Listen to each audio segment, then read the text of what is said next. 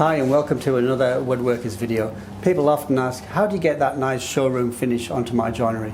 Well, today what we're planning on doing is showing you how to go from a raw product to a finished product. Well, we use a product called Sealant. The reason we use the Sealant product is it's easy to apply and a lot easier than any other products. And we only recommend products that we've actually used. We've tested them and we know they work fine. The first product that we use is a sealer coat, which is an HLS product. The second product that we put on would be the Filter 7. Filter 7 is a finishing product which gives it the nice rich luster finish that you see at the end of the day. This particular finish that we've got on here is a satin finish, but the supplier does actually manufacture a matte and a gloss finish.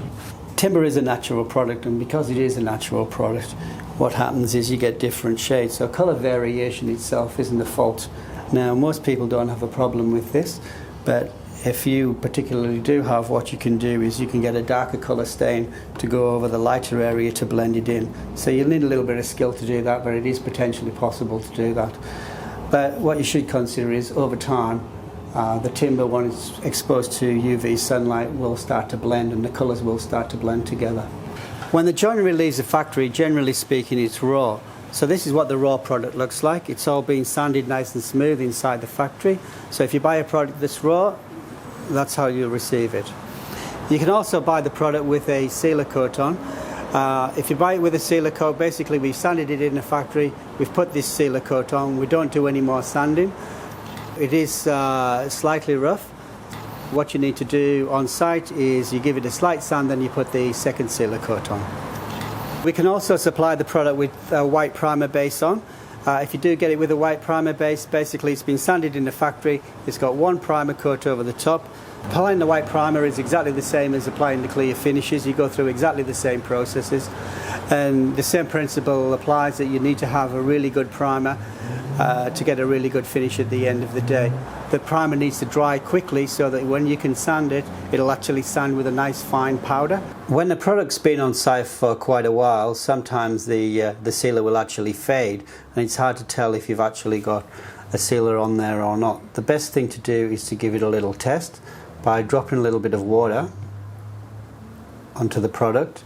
If it's sealed, it'll just stay on top as beads of water, whereas if it's raw, it will actually start to soak into the timber. So that's just an easy test to find out, has the product been sealed or is it still raw? Syrian cedar is harder than, say, Western red cedar, but still, like any other timber, it can get damaged. What we'll try to do here, or what we will do here, is show you how to get rid of a dint.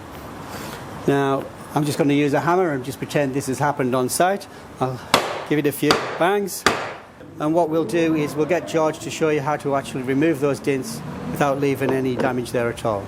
Okay, so all we need here to get this dint out is some everyday water, a cloth and an iron. Basically what George is going to do is put a damp cloth over the top of the dint, and it's going to iron the moisture into the cells. Repeat this as many times as required to remove the dint. And now we give it a bit of a sand. Okay, so there you go. We've put an excessive ding in there. We've dampened it, we've ironed it out, we've given it a slight sand, and now you can't see anything. Perfect.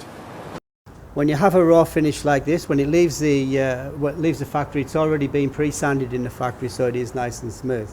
Now, when you get it on site, because it's being moved around by freight and it's moved around on site, you might get some fingerprints there on it, you might get some dirt. So at the end of the day, you really need to give it a light sand before you start to do any preparation work. Syrian cedar is a short grain timber, and basically what that means is it can be quite furry in parts. So you can give these furry parts a light sand, but just give them a light sand. Don't try to take out all that fur area straight away, because basically what will happen is you'll end up putting an indentation in the timber. Once you've sanded it, you need to give it a bit of a dust before you start doing any painting.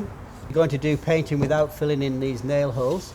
If you fill in the nail holes now, what will happen is some of the filler will actually go inside the grain, and it won't be able to come out of the grain. You'll put a sealer over the top and you'll end up with like a big blotchy mark actually in the timber. Now the product we use is oil-based product. This product here is an HLS sealer. The particular colour we're using today is pine, which is the lightest you can get. You can't actually get a sealer coat or a top coat that has no colour in it at all, because that colour actually provides the UV protection. So as you can see from what George is doing here, it's quite thin, the sealer, so it's quite easy to go on. We recommend that you actually need to put the sealer on, at least one sealer coat, within 48 hours of receiving your joinery. And the good thing about this product is if you do get it on the glass, it is quite easy to come off. You can give it a wipe off and it's more or less instantly clear. So it's very important when you're doing the sealing and doing the finishing coats that you actually do the top edge and the bottom edge. You need to do all 6 sides, 2 faces, 4 edges in order to seal the product properly. Especially on the ends here, because you see the end grain, and if they're left raw, what will happen is water will just soak into there and cause you problems down the track. Okay, so what we've got here now, we've got a sash that's already had 1 sealer coat on. And what we've done is we've actually put masking tape around here now, because what George is going to do is going to put some filler in there, and then down the track we're going to need to sand that smooth, and if we don't put masking tape on and you're not careful, you'll end up scratching the glass.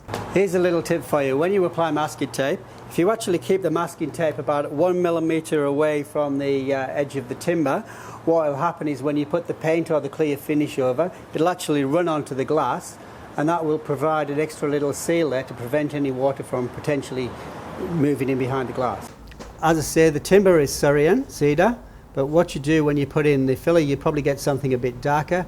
The stain colour he's using here is a walnut, which looks much better at the end of the day when you've got the finish coats on.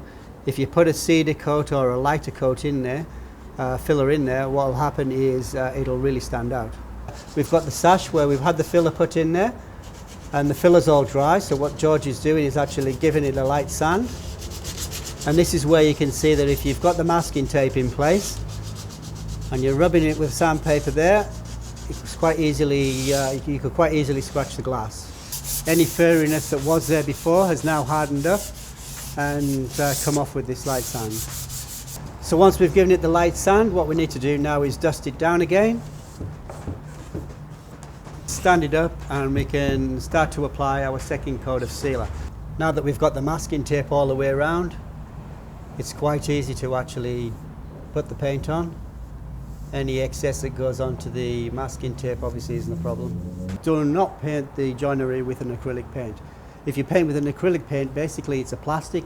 You're forming a plastic bag around the timber, and if you get a little crack or a little breakage somewhere in that seal, you can get water inside. It's basically like water being held inside the plastic bag, and over time you can actually rot the timber. Oil-based products, stick with those, stick with Sealant. The top coat that we use is another Sealant product. It's Sealant Filter 7, also in the pine, which is exactly the same colour stain that we use for all our showrooms. As you can see with this particular product, it is quite thin. It's very easy to put on. You start to get a nice build-up of the stain over the top of the timber, and you get a nice rich look to the timber. The more coats of this you put on, the richer the look. So now we're ready to put the second coat of the Filter 7 on there. So we recommend that you actually put 2 coats of the Filter 7 on, and that's really all you need to do to get a decent finish on the product. The more coats that you put on in the initial stages, the longer you're going to get in between repaints. So there you go, that's how you do it. If you have any more questions, refer to our FAQ sheet on our website, FAQ sheet number 1 on joinery finishes, and it'll give you everything I've just gone through in more detail. Thanks for watching the video.